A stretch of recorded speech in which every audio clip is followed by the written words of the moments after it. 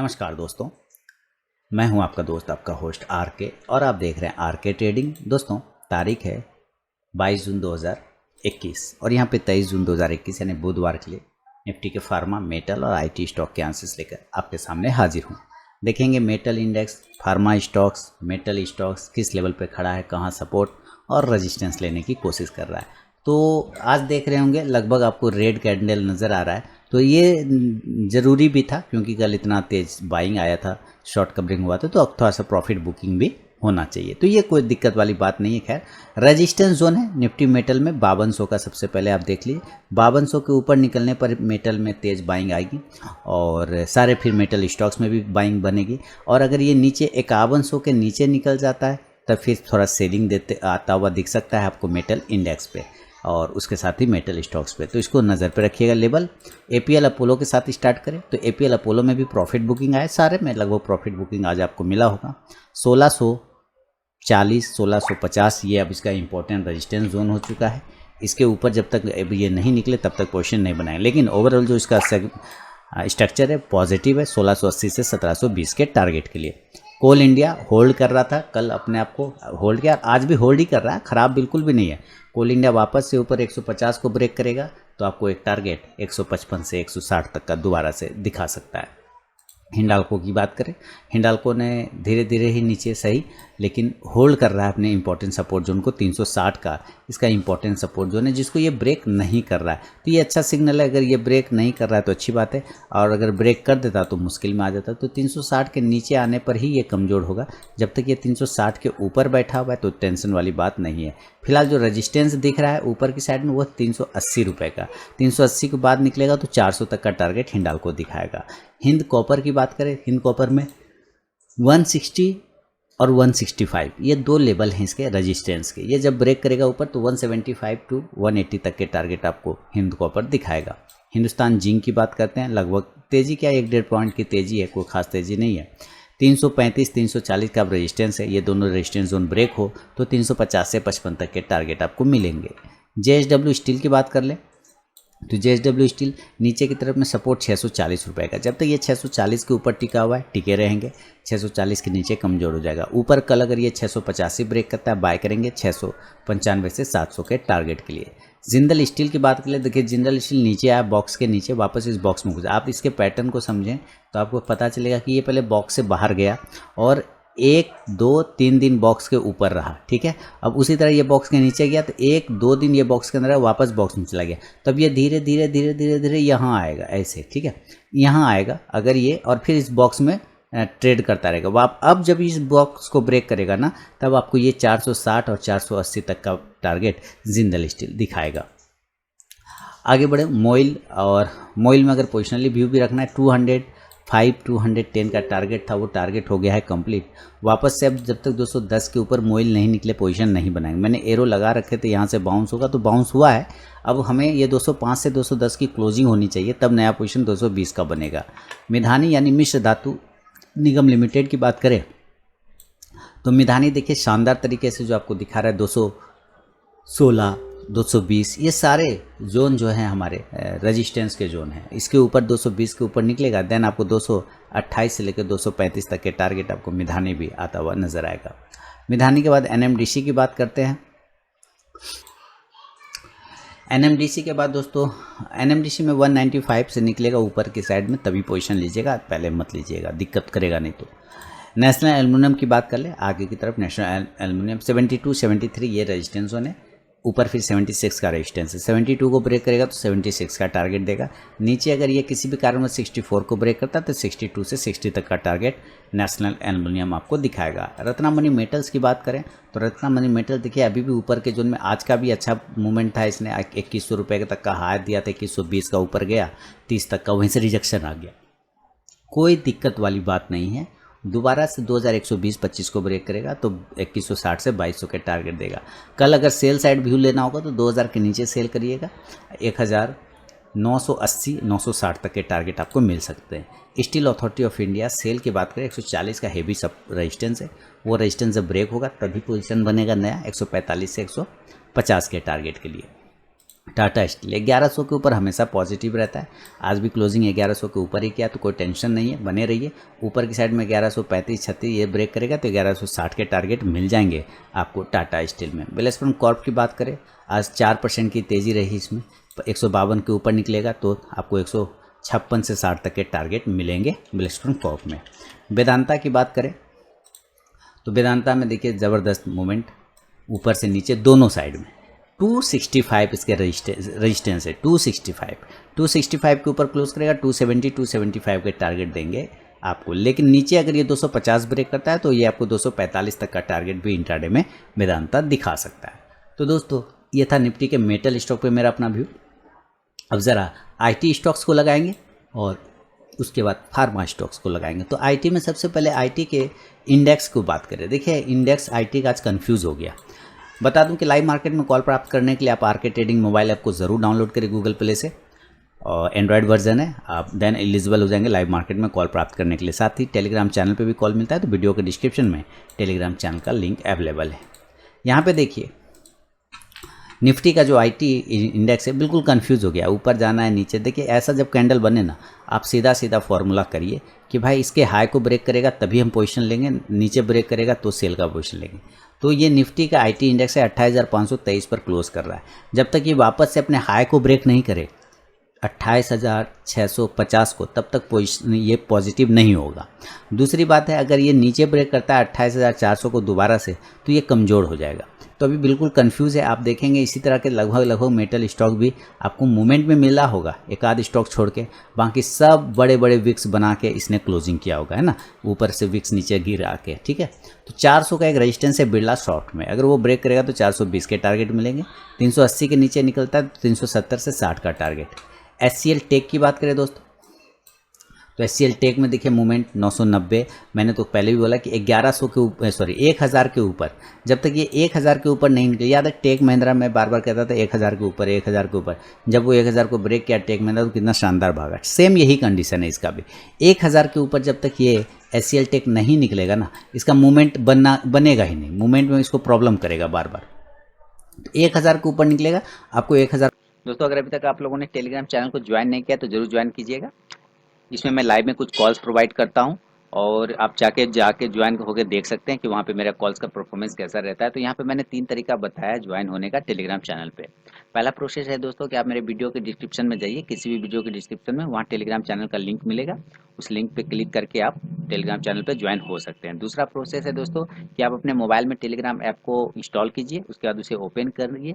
Open करने के बाद आरके ट्रेडिंग बीजीपी को सर्च कीजिए अपने टेलीग्राम ऐप में, तो वहाँ पे मेरा चैनल मिल जाएगा, आप उस पर क्लिक करके ज्वाइन हो सकते हैं।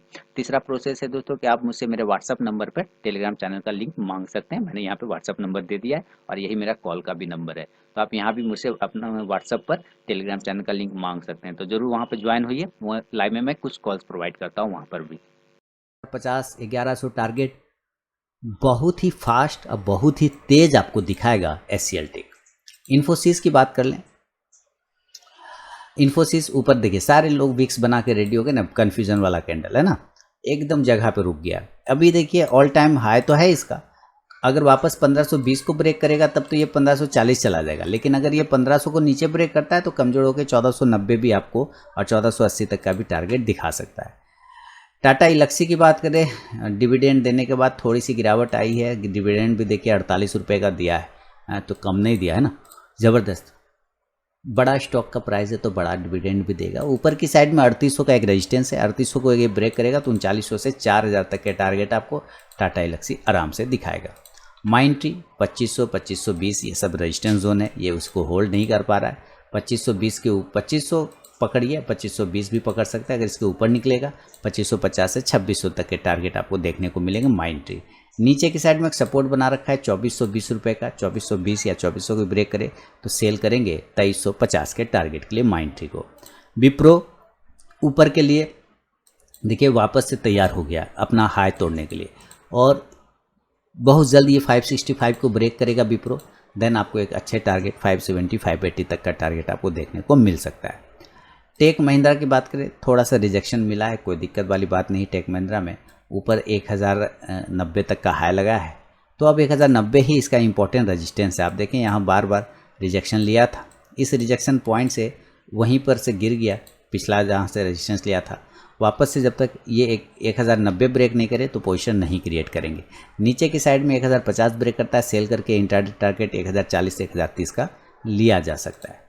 टीसीएस की बात करें तो देखिए टीसीएस में ऊपर की साइड में जो मूवमेंट है 1 2 3 ये 3 बार रिजेक्ट हो गया 3360 के आसपास से। 3360 को ब्रेक करेगा 3400 और 3450 के टारगेट बहुत तेज़ी से मिलेंगे। कोफोर्ज आज का हाई है 4044 के आसपास का, यही जोन है। ये देखिए 3 से 4 बार इसको ब्रेक करने की कोशिश किया, नहीं कर पाता है। 4050 को जिस दिन ब्रेक करेगा ये सेम डे 4150 तक के टारगेट आपको दिखा सकता है कोफोर्ज। नौकरी यानी इन्फोएज की बात करें, इन्फोएज में जो टारगेट होगा, टारगेट 5000 का था वो तो डन हो गया, अब हमारा बड़ा टारगेट बनेगा अगर इन्फोएज इसको ब्रेक करता है अपसाइड में तो फिर 5000 के ऊपर निकला 5100 से 5200 तक के टारगेट मिलेंगे।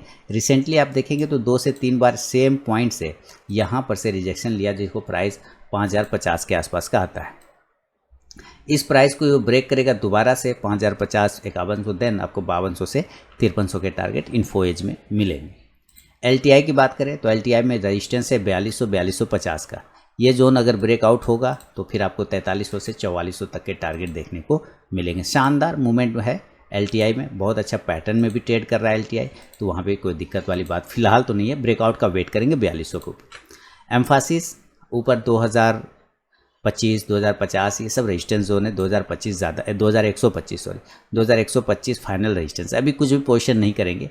ये स्टॉक बहुत ही अच्छे तरीके से देखिए, जिस तरह इसको एकदम खड़ा चाट गया, इस तरह से जब कोई स्टॉक जाता है ना तो ज़्यादा देर सस्टेन करता नहीं, वो फिर नीचे आने के लिए परेशान होता है। एक बार इसका सपोर्ट टूट सकता है 1950, तो फिर ये गिर जाएगा 1900 तक के टारगेट दिखा सकता है। जस्ट डायल की बात करें तो जस्ट डायल में भी 1100 का रेजिस्टेंस है, 1100 के ऊपर होल्ड करेगा तो 1160 तक के टारगेट मिलेंगे। फिलहाल आप अवॉइड करके इस स्टॉक को चल सकते हैं। तो दोस्तों ये था निफ्टी के मेटल के बाद आईटी स्टॉक के एनालिसिस। अब ज़रा फार्मा स्टॉक्स को लगाएंगे और देखेंगे कि फार्मा किस लेवल पे ट्रेड कर रहा है और फार्मा में कौन सा स्टॉक का लेवल क्या बनेगा।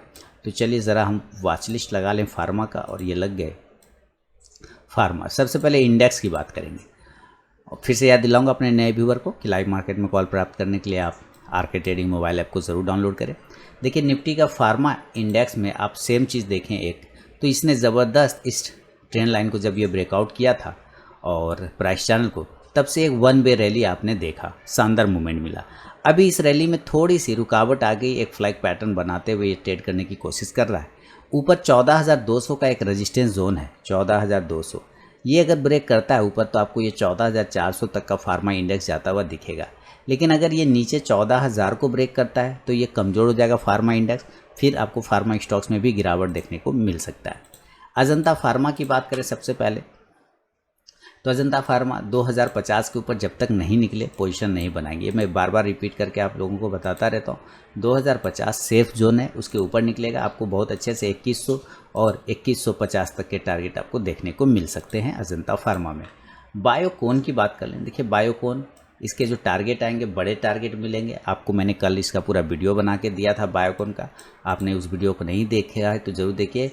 दौड़ेगा भागेगा कुछ भी करेगा करके हेडिंग था शॉर्ट टर्म कॉल के लिए, और आप देखिए साप्ताहिक शेयर शानदार मूवमेंट। एक बड़े टाइम फ्रेम में ये एक रेंज में फंसा हुआ है आपका बायोकॉन। इस रेंज को जिस दिन बायोकॉन ब्रेक कर गया शानदार मूवमेंट आपको देखने को मिलेगा। फिलहाल इंट्राडे में कुछ कर नहीं सकते, अगर हाई या लो ब्रेक करे तभी ट्रेड मारिए तो अच्छा रहेगा। 410 के ऊपर जाएगा तो 415 तक के टारगेट 20 तक के टारगेट मिलेंगे। नीचे 400 को ब्रेक करेगा 395 से 390 तक का टारगेट बन सकता है। कैडिला, चलिए कैडिला की बात करें, ऊपर 660 का रेजिस्टेंस है, 660 से 65 छोड़ देंगे, अभी कोई भी ट्रेड नहीं करेंगे कैडिला में।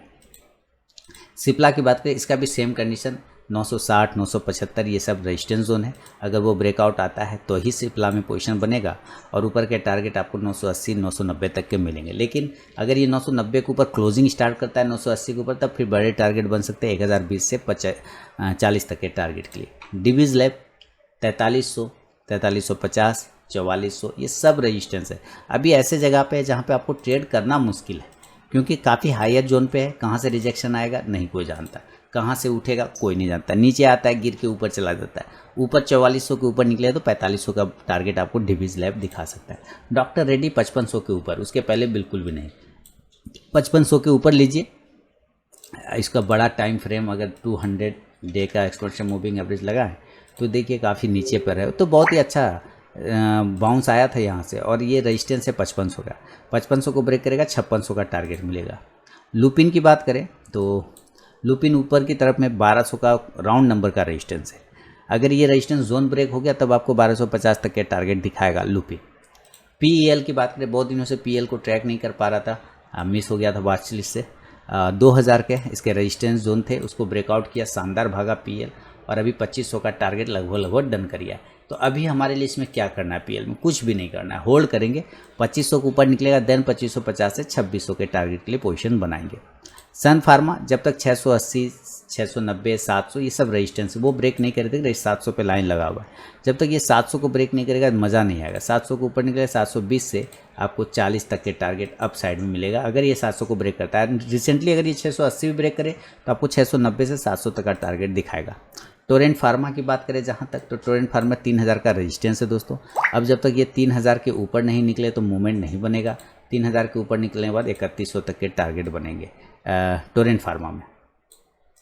टोरेंट फार्मा के बाद स्ट्राइड्स फार्मा की बात कर लें तो स्ट्राइड्स फार्मा देखिए नीचे कितना लो लगा है 668 का, 668 का और सीधे क्लोज कर गया जाके 777 पे, 100 पॉइंट ऊपर। तो ये तो दिक्कत है इसके साथ, ये मूवमेंट इसी तरह करता है और ऊपर की साइड में 810 को ब्रेक करेगा तो 840 तक के टारगेट आपको दिखा सकता है इंट्राडे में। ग्लेनमार्क फार्मा की बात करें तो 660 का एक ऑल टाइम रेजिस्टेंस है। 660 को ब्रेक करने के बाद 680 से 700 का। रिसेंटली अगर कल ये 638 ब्रेक करे तो 630 तक का इंट्राडे टारगेट दिखा सकता है। वोकट फार्मा की बात करें तो देखिए वोकट फार्मा नीचे 580 का इंपॉर्टेंट सपोर्ट है। जब तक 580 के ऊपर खड़ा है कोई दिक्कत वाली बात नहीं। 580 के नीचे निकले सेल मारिए, टारगेट कहीं कहीं 575 से 70 तक का दिखा सकता है। ऊपर 625 का रेजिस्टेंस है, वो ब्रेकआउट आ जाएगा तो 650 तक के टारगेट बन जाएंगे वोकट फार्मा में। तो दोस्तों ये था निफ्टी के फार्मा, मेटल और आईटी पे मेरा अपना व्यू। पसंद आया फीडबैक कमेंट जरूर करें और लाइव मार्केट में कॉल प्राप्त करने के लिए आरके ट्रेडिंग मोबाइल ऐप को गूगल प्ले से जरूर डाउनलोड करें। मिलूंगा नेक्स्ट वीडियो में, तब तक के लिए बहुत बहुत धन्यवाद।